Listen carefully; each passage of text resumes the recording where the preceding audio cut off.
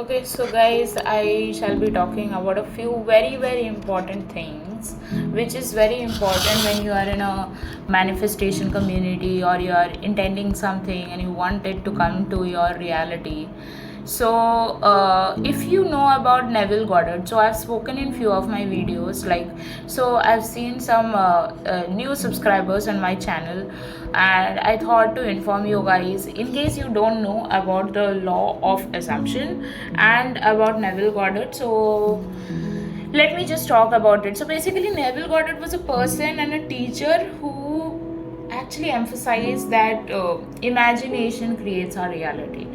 And it is something like even before Neville taught us, people before Neville have actually knew the power of your imagination. So that's why our mothers or our fathers or our parents used to tell us, whatever you want to become, just imagine it, keep dreaming about it, and one day it will become your reality. It was not just for those ambitions which they talked about, it was for anything in life. You want to go to Switzerland, imagine it. You want to go to Paris with your partner, imagine it. You want to get married to your partner, imagine it. So anything which you can imagine exists in this reality. So that's the thing. So there are many other spiritual teacher also, like Abraham Hicks and Wayne Dyer. So if you know about Wayne Dyer, so he had leukemia, and he when he died, he didn't die of cancer.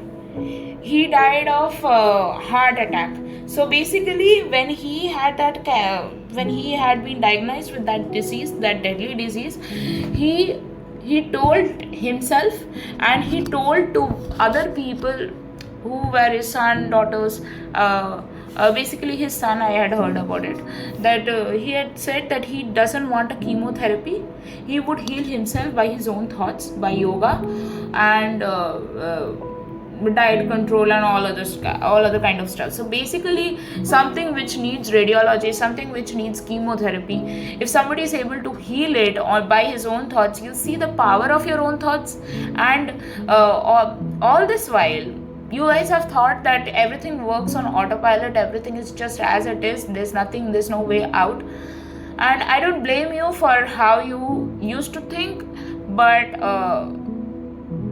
this is the turning point. When you came across manifestation, this is the turning point. When you came across law of assumption, law of attraction, so all of it. So Neville basically taught that God is our own wonderful human imagination.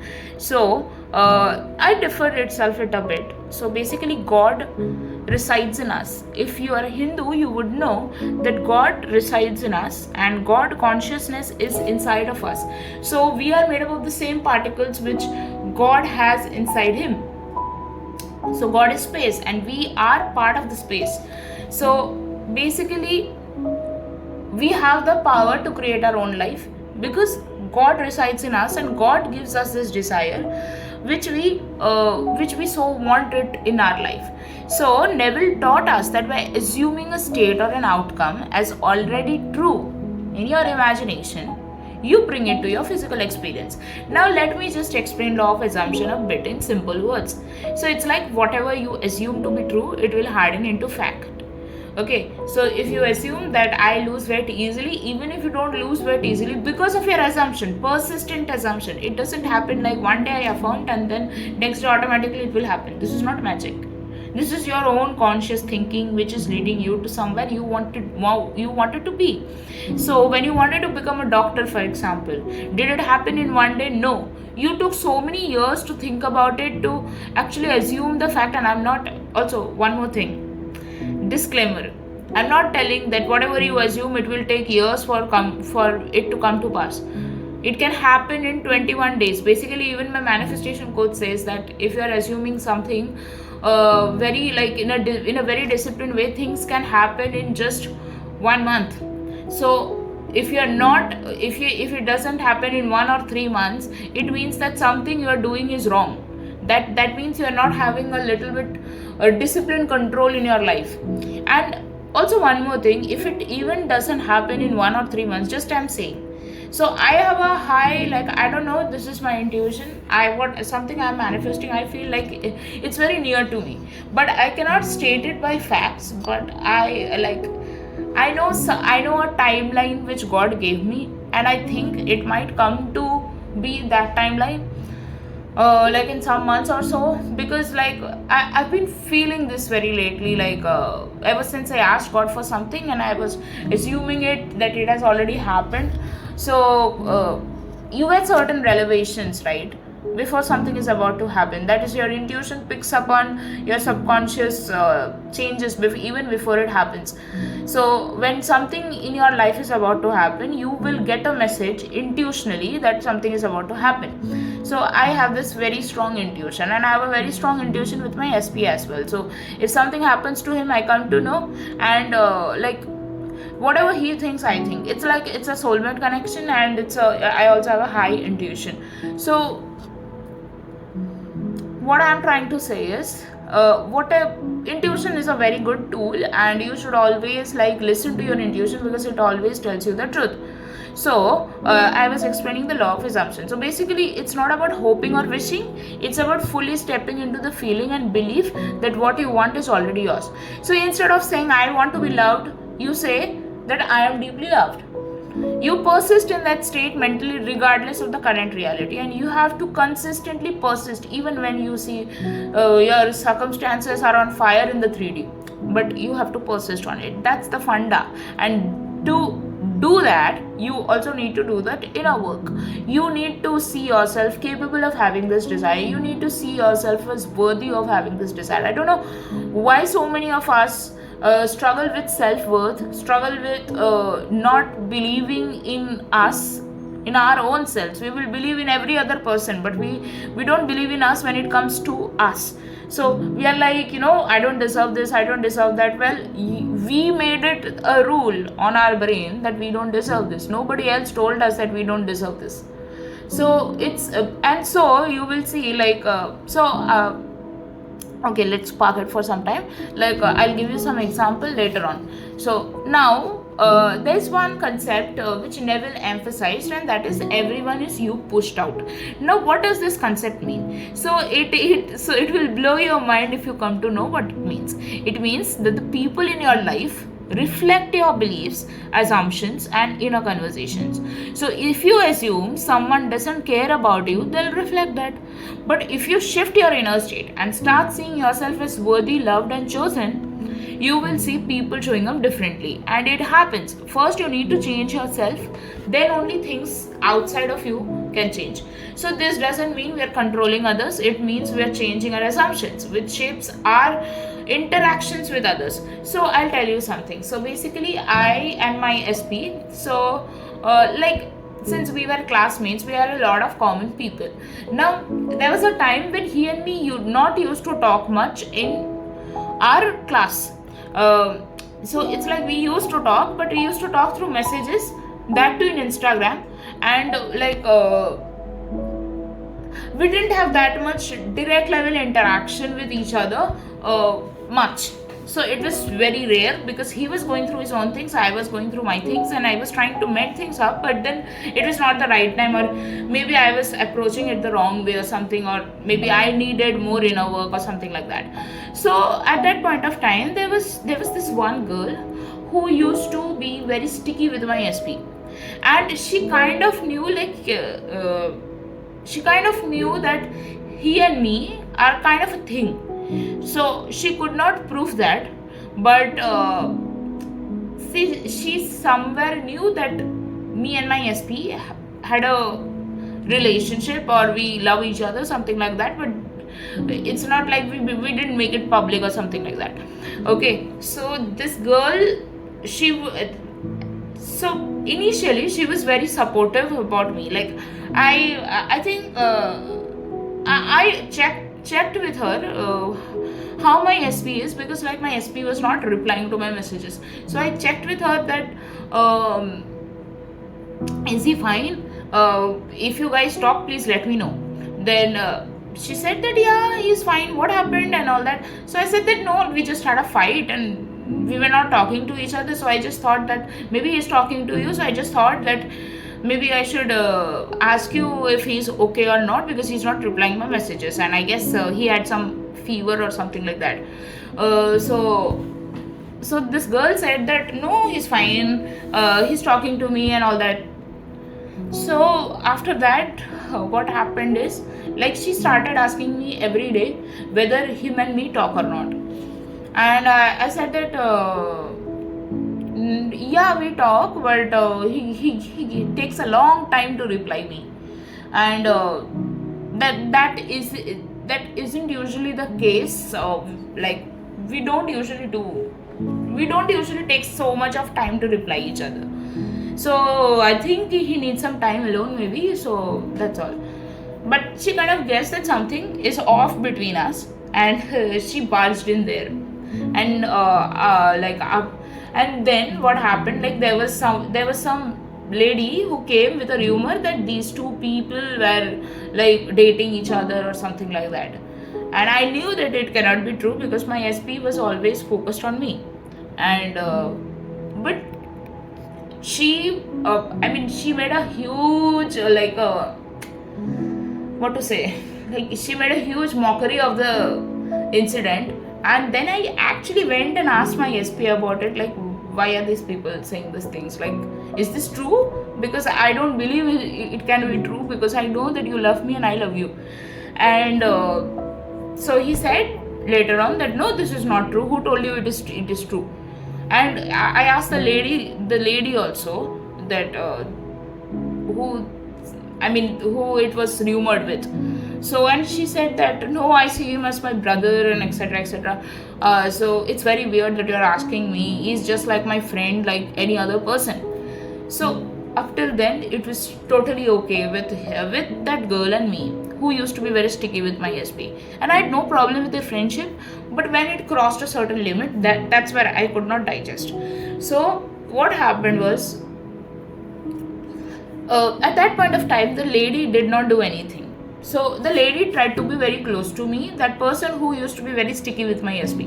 So this lady wanted to be very close to me, like going to college together or going to like some other place together. And for some or the other reason, her route of going to college and my route of going to college were totally different. So we could not find a common path through which we could go. And I don't know, she took it very personally. And then after something happened, like, we still used to talk, she and me, we still used to talk. But then something I don't know, like somebody just ate her brain or something like that. And then she started having very negative thoughts about me. She started thinking that if I come to talk to her, it would be about my SP.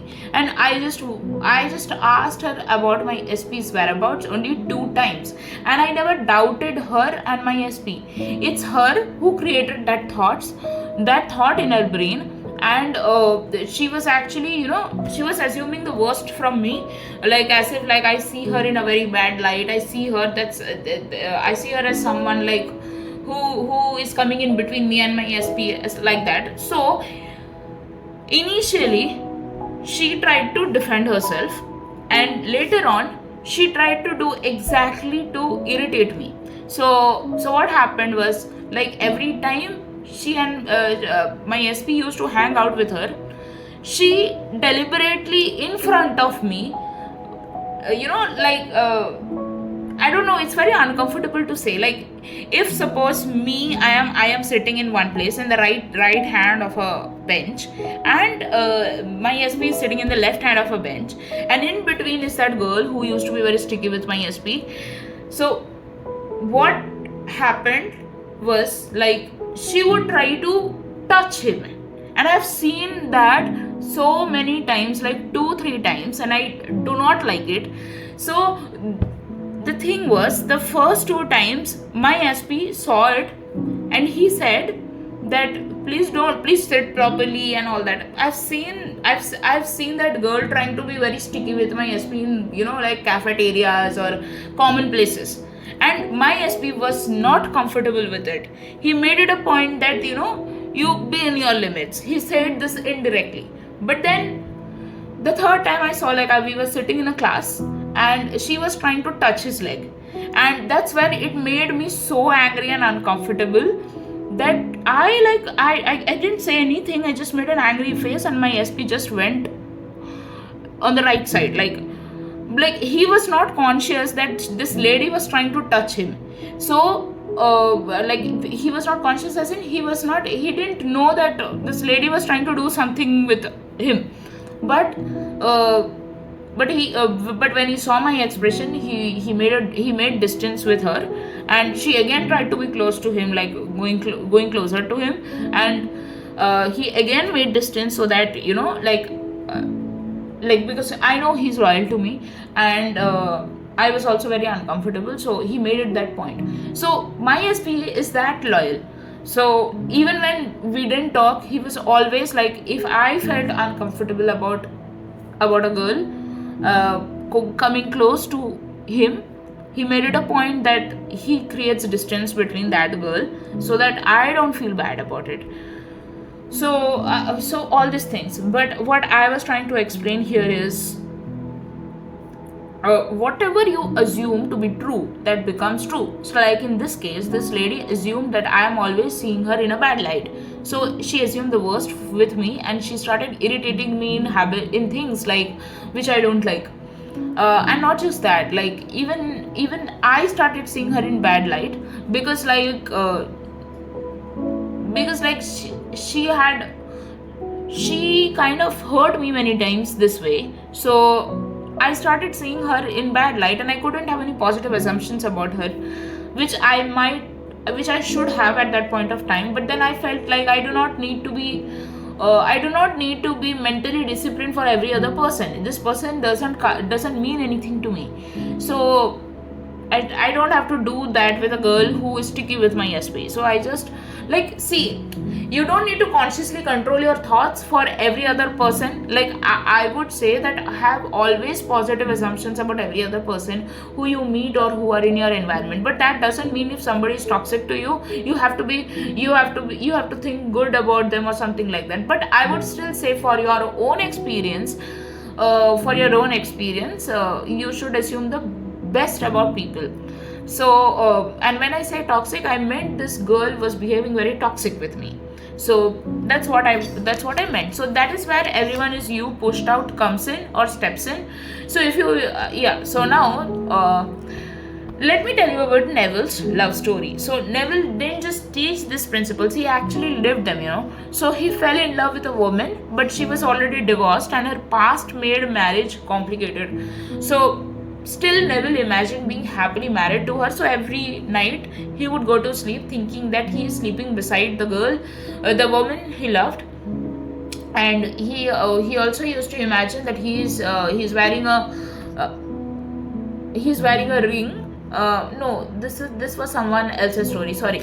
So he just so every night before he went to sleep, he imagined of this girl, and he went to sleep, and eventually they married each other. So so he even describes sleeping in that feeling. So falling asleep in the wish fulfilled. Like, how would you feel if you were with your SP? How would you feel if you both make love to each other? How would you feel when he kisses you or she kisses you? So like that.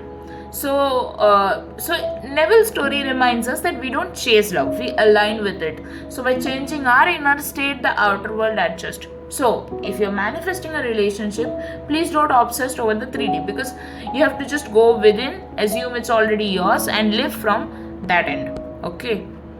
So okay, and one more thing which I wanted to say is, so Neville Goddard always emphasize this thing that imagination is God. What you assume to be true, it becomes true. And if Jesus even said, I am what I am. So I am is the creative force, and it's not just a spiritual thing, it's also a decree, which is like when you say I am with anything, you become that. So I am loved, I am married to my SP, I am wealthy, and when you persist on that, with feeling or without feeling, if you are doing with feeling, then it's very nice, because then you'll get things eventually, like it becomes more, you can impress your subconscious mind in an easier way. But at this point of time, if you're not able to believe on something, just persist on it so that you start believing. So your assumption about others will create how they show up. Shift within and the world shifts with you. So like for example, uh, like for example, I can tell my SP that assume the best thing about his mother-in-law, which is my mom.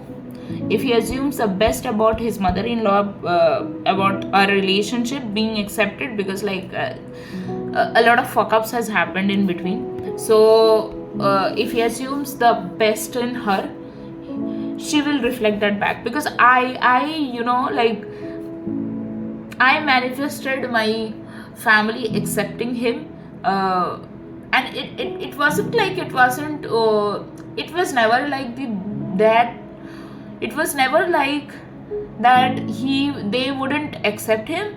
It was never like that. It's just that they needed some proofs that he really loves me, and he proved it unconsciously with his own actions when we were in college. But then so since now we are going through a shitty 3D, like actually not a shitty 3D, like it had happened long back. We are just waiting for things to, you know, come together, and basically he needs to step up, he needs to propose, then only things would happen. But then it's the trust is on the universe. So that's what I'm saying. So when you assume the best things happen to you. So basically also one more thing about my SP is that